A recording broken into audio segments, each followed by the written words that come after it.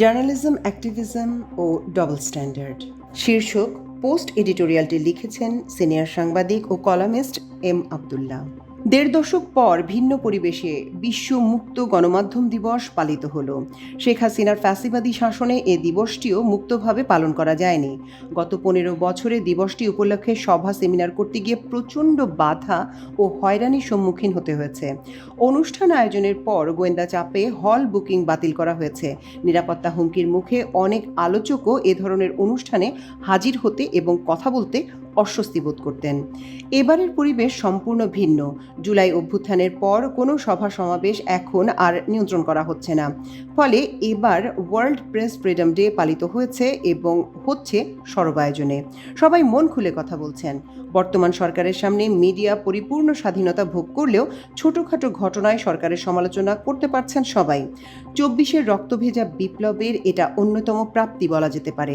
প্রতি বছরের মতো এবারও ওয়ার্ল্ড প্রেস ফ্রিডম ইন্ডেক্স প্রকাশ করেছে সাংবাদিকদের স্বার্থ রক্ষায় কাজ করা প্যারিস ভিত্তিক সংগঠন রিপোর্টার্স উইদাউট বর্ডার। এবছরের মুক্ত গণমাধ্যম সূচকটি বাংলাদেশের জন্য অনেকটাই স্বস্তিদায়ক। সূচকে দেখা যাচ্ছে ১ বছরের ব্যবধানের রেকর্ড ১৬ ধাপ এগিয়েছে বাংলাদেশ। ১৮০টি দেশের মধ্যে ১৪৯-এ উন্নীত হয়েছে। সূচকে ভারত ও পাকিস্তান উভয় দেশের অবস্থান বাংলাদেশের পরে। ভারতও এবার সূচকে গতবারের চেয়ে ৮ ধাপ এগিয়েছে। দেশটির অবস্থান ১৫১তম, বাংলাদেশের ২ ধাপ পেছনে। গত বছর তাদের অবস্থান ছিল ১৫৯তম। ৬ ধাপ পিছিয়ে পাকিস্তানের অবস্থান এবার ১৫৮তম। গত বছর পর্যন্ত দক্ষিণ এশিয়ায় বাংলাদেশের অবস্থান ছিল তলানিতে, পেছনে ছিল কেবল আফগানিস্তান। এবার সূচকে নেপাল ১৬ ধাপ পিছিয়েছে। বিগত ফ্যাসিস্ট শাসনে ৪৪ ধাপ অবনতির পর বিপ্লবোত্তর বাংলাদেশে ডক্টর মোহাম্মদ ইউনূসের নেতৃত্বাধীন অন্তর্বর্তী সরকারের সময় বড় ধরনের এই উন্নতি বিশ্ব মিডিয়ার নজর কেড়েছে। গত বছর অর্থাৎ ২০২৪ সালের মে মাসে প্রকাশিত সূচকে বাংলাদেশের অবস্থান দাঁড়ায় ১৬৫তে। শেখ হাসিনার নেতৃত্বে আওয়ামী লীগ সরকারের ২০০৯ সালের দায়িত্ব নেয়ার সময় বাংলাদেশের অবস্থান ছিল ১২১তম। বিশ্বের বিভিন্ন দেশে গণমাধ্যম কতটা স্বাধীনভাবে কাজ করতে পারছে তার উপর ভিত্তি করে RSF সূচক প্রকাশ করে আসছে। রাজনীতি, অর্থনীতি, আইনি সুরক্ষা, আর্থসামাজিক পরিপ্রেক্ষিতে এবং নিরাপত্তা, এই ৫টি বিষয়ের উপর ভিত্তি করে গণমাধ্যমে স্বাধীনতার সূচক তৈরি করা হয়। এবার গত বছরের তুলনায় প্রতিটি বিষয় ভালো করেছে বাংলাদেশ। সাংবাদিকতার স্বাধীনতার সূচকে বাংলাদেশের অগ্রগতি দেশের সংবাদপত্রগুলোর কাছে তেমন গুরুত্ব পায়নি। কেন পায়নি তা বোঝা গেল না। ২-১টি ব্যতিক্রম ছাড়া প্রধান প্রধান সংবাদপত্র RSF-এর ইন্ডেক্সটি প্রথম পৃষ্ঠায় স্থান দেয়নি। প্রশ্ন উঠতে পারে, ইন্ডেক্সে যদি উল্টো চিত্র আসতো বা বড় ধরনের অবনতি হতো, তাহলে কি সংবাদ মাধ্যম একই সংবাদ মর্যাদা দিত? আগের মতো বিশেষ বিশেষ মহল থেকে ফোন বা নির্দেশনা না থাকায় বৈশ্বিক সূচকে দেশের অগ্রগতিকে হেয় করে দেখার প্রবণতা দুঃখজনক। গতকাল মুক্ত সংবাদ মাধ্যম দিবসে একটি শীর্ষ ইংরেজি দৈনিক তাদের প্রধান প্রতিবেদনে জানিয়েছে, গত বছর ৫ আগস্ট শেখ হাসিনা সরকারের পতনের পর ২৬৬ সাংবাদিকের বিরুদ্ধে ফৌজদারি আইনে মামলা হয়েছে। তারা যে হিসাব দিয়েছে তাতে দেখা যাচ্ছে ঢাকায় ৮৮, সিলেটে ৩৯, চট্টগ্রামে ৩৬, বগুড়ায় ১৮, ব্রাহ্মণবাড়িয়ায় ১৬, কুষ্টিয়ায় ১৫ এবং নারায়ণগঞ্জে ১১ সাংবাদিক হত্যায় প্ররোচনা সহ ফৌজদারি অভিযোগ দায়ের করা মামলার আসামি হয়েছেন। এছাড়া আরও ১২টি জেলায় ১ থেকে ৬ পর্যন্ত সাংবাদিক অভ্যুত্থানোত্তর দায়ের করা মামলায় জড়িয়েছেন। পত্রিকাটি তাদের রিপোর্টে বলার চেষ্টা করেছে, শারীরিক নিরাপত্তা ও বিচারিক হয়রানির আগের মতোই দেখা যাচ্ছে, কেবল এসবের নায়কেরা বদলেছে। পত্রিকাটিতে উল্লেখিত সংবাদটি লিড করলেও বিশ্ব গণমাধ্যম সূচকে বাংলাদেশের ১৬ ধাপ উন্নতি সংক্রান্ত সংবাদটি হেলাফেলা করে খুব ছোট অক্ষরে সিঙ্গেল কলামে প্রকাশ করেছে। যদিও ১৮০টি দেশের মধ্যে ১৪৯তম হওয়া গৌরবের নয়, তবু উল্লেখযোগ্য অগ্রগতি। দ্রুত আরও উন্নতি করে ২ ডিজিটে আসুক সে প্রত্যাশা সংবাদকর্মী হিসেবে বোধ করি সবার। পেশাদার সাংবাদিকদের বিরুদ্ধে ভিত্তিহীন ও হয়রানিমূলক ফৌজদারি মামলা কোনো মতেই সমর্থনযোগ্য নয়।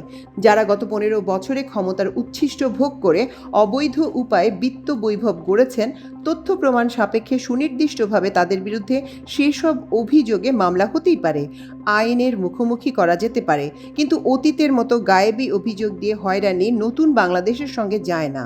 আবার অভিযুক্ত সবাইকে ঢালাওভাবে দুধে ধোয়া দাবি করাও ন্যায্যতা পরিপন্থী। শীর্ষস্থানীয় ইংরেজি দৈনিকটি রিপোর্ট পড়ে বোঝা গেল না যারা হত্যায় উস্কানির অভিযোগে আসামি হয়েছেন তাদের মধ্যে কতজন বিগত 15 বছরে সঠিক সাংবাদিকতা করেছেন, পেশাদারিত্ব বজায় রেখেছেন। দেশে সাংবাদিকের সংখ্যা তো কম করে হলো 30,000। 266 জনের বিরুদ্ধে কেন মামলা হলো? মামলায় আসামি হওয়ার পর তাদের সাংবাদিক পরিচয় সামনে আনা হলেও কতজন সাংবাদিকতাকে পুঁজি করে দলবাজি, তেলবাজি, দখলবাজি, চাঁদাবাজি ও তদবিরবাজি করেছেন সে পরিসংখ্যান বা চিত্রটি তুলে আনতে পারলে রিপোর্টটিকে সত্যিকারের অনুসন্ধানী সাংবাদিকতা হিসেবে বিবেচনা করা যেত। জুলাই বিপ্লবের পর মোজাম্মেল বাবু ও শ্যামল দত্তদের গ্রেপ্তারে তো কোনো অভিযান হয়নি। তারা কেন একবার পূর্ব সীমান্তে আর একবার উত্তর সীমান্ত দিয়ে পালিয়ে যাচ্ছিলেন? তাদের তো পাবলিক আটক করে পুলিশে দিয়েছে। একটা উদাহরণ দিই। ইংরেজি দৈনিকটির রিপোর্ট অনুযায়ী কুষ্টিয়ায় 15 সাংবাদিক আসামি হয়েছেন। তাদের মধ্যে কয়েকজনের পরিচয় আমি ব্যক্তিগতভাবে জানি। টিউলিপ সিদ্দিকের পক্ষে দায়ের করা মামলায় দৈনিক আমার দেশের সম্পাদক মাহমুদুর রহমান কুষ্টিয়া আদালতে জামিন নিতে গেলে তার উপর বর্বরোচিত হামলার নেতৃত্ব দিয়েছিলেন তারা। আমি সেই ঘটনার প্রত্যক্ষদর্শী। সারাদিন আমাদের ঘেরাও করে রেখে শেষ বিকেলে বের হওয়ার সময় দেশীয় অস্ত্রশস্ত্র নিয়ে বর্বর কায়দায় হামলে পড়ার পুরো ঘটনায় সরাসরি অংশগ্রহণ করেছিলেন এসব সাংবাদিক পরিচয়ধারীরা। আমার ফেসবুক আইডিতে লাইভ প্রচারে সবাই তা দেখেছে। শুধু মাহমুদুর রহমানের উপর হামলাই নয়, সরকারপন্থী সাংবাদিক ইউনিয়নের নেতৃত্বে থেকে 15 বছরে হেন কোনো অপকর্ম নেই যা তারা কুষ্টিয়ায় করেননি। তাদের প্রায় প্রত্যেকেরই যুবলীগ ও স্বেচ্ছাসেবক লীগের জেলা কমিটিতে বড় পদ রয়েছে। জুলাই অভ্যুত্থানের পর মাহমুদুর রহমান হামলার সময়কার ভিডিও চিত্র দেখে প্রত্যক্ষ অংশগ্রহণকারী হিসেবে তাদের সহ অন্যদের বিরুদ্ধে হত্যা চেষ্টার মামলা করেছেন। এটি কি মাহমুদুর রহমানের অন্যায়, নাকি সাংবাদিকতাকে বাধাগ্রস্ত করার উদ্দেশ্যে হয়রানিমূলক মামলা সেটি? কিভাবে দেখবেন ইংরেজি কাগজটির কর্তৃপক্ষ? 21 পদকে ভূষিত ডক্টর মাহমুদুর রহমানের প্রাণনাশের চেষ্টাকারী ওই সব সাংবাদিক নামধারী রাজনৈতিক দুর্বৃত্তরা তাদের মামলাটি হয়রানিমূলক দাবি করে তথ্য মন্ত্রণালয়ে গঠিত কমিটির কাছেও আবেদন করেছে।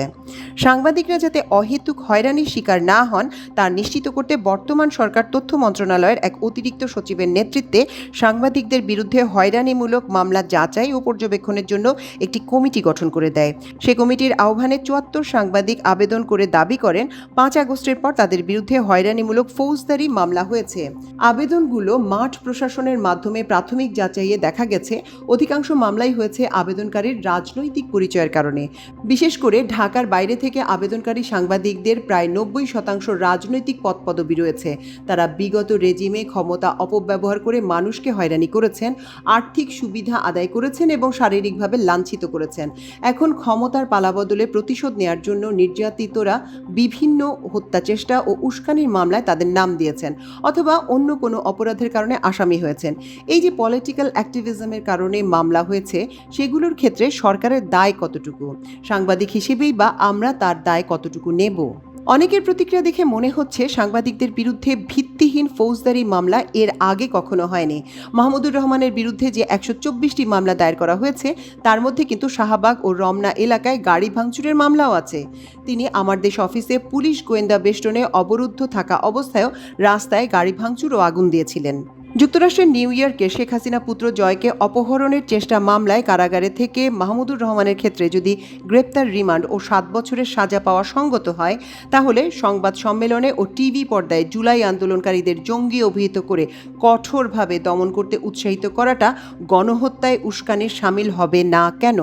সাংবাদিক নেতা শওকত মাহমুদ যে অর্ধশতাধিক মামলা নিয়ে বছরের পর বছর আদালতের বারান্দায় ঘুরেছেন সেগুলোর মধ্যে যাত্রাবাড়িতে পেট্রোল বোমা মেরে গাড়িতে আগুন দিয়ে হত্যা এবং কুমিল্লার 14 গ্রামে পেট্রোল বোমায় গাড়ি পোড়ানোর মামলাও রয়েছে। তখন কাউকে প্রশ্ন তুলতে দেখা গেল না শওকত মাহমুদ পেট্রোল বোমা মেরেছেন, এটা কি বিশ্বাসযোগ্য? আমাদের এই যে ডাবল স্ট্যান্ডার্ড নীতি, মানুষ তা খালি চোখে দেখছে না। মুক্ত গণমাধ্যম দিবসের প্রাক্কালে সাংস্কৃতিক উপদেষ্টা সংবাদ সম্মেলনে যে ঘটনা ঘটল তা নিয়েও ব্যাপক বিতর্ক চলছে। খুব মনোযোগ দিয়ে ওই অনুষ্ঠানের ভিডিওটি দেখলে পরিষ্কার বোঝা যায় সেখানে যতটা না সাংবাদিকতা ছিল তার চেয়ে প্রবল ছিল অ্যাক্টিভিজম। পতিত শেখ হাসিনার পক্ষে খুল্লা ভূমিকা রাখার চেষ্টা করতে দেখা গেছে তাদের। পরে 2 সাংবাদিককে চাকরিচ্যুতি এবং একজনকে সাময়িক দায়িত্ব থেকে অব্যাহতি দেওয়ার বিষয়টি নিয়েও এক ধরনের প্রোপাগান্ডার আশ্রয় নিতে দেখা গেছে সাংবাদিকদের একটি অংশকে। সরকারের কোনো সংশ্লিষ্টতা না থাকা সত্ত্বেও ভার্চুয়াল ট্রায়াল হয়েছে। স্মরণ রাখা দরকার, বর্তমানে স্বাধীন স্বাধীন সাংবাদিকতার সুযোগকে যদি আমরা অস্বীকার করি, স্বাধীনতার অপব্যবহার করি, সাংবাদিকতার মোড়কে দলবাজিকে সুরক্ষা দেই, তাহলে আবারও আমাদের চড়া মূল্য দিতে হতে পারে। এই স্বাধীন দেশে সময়ে সময়ে সাংবাদিকতা যে শৃঙ্খলিত হয়েছে তার দায় আমরাও এড়াতে পারি না। স্বৈর শাসকদের পদতলে নিজেদের সমর্পণ করার দৃষ্টান্ত কম নয়। দীর্ঘ ফ্যাসিবাদী শাসনে সংবাদ মাধ্যমের ডানাগুলো যে দুর্বল হয়ে ওড়ার সক্ষমতা হারিয়েছে তা ফিরে পাক। এবারের মুক্ত গণমাধ্যম দিবসে এটাই কাম্য।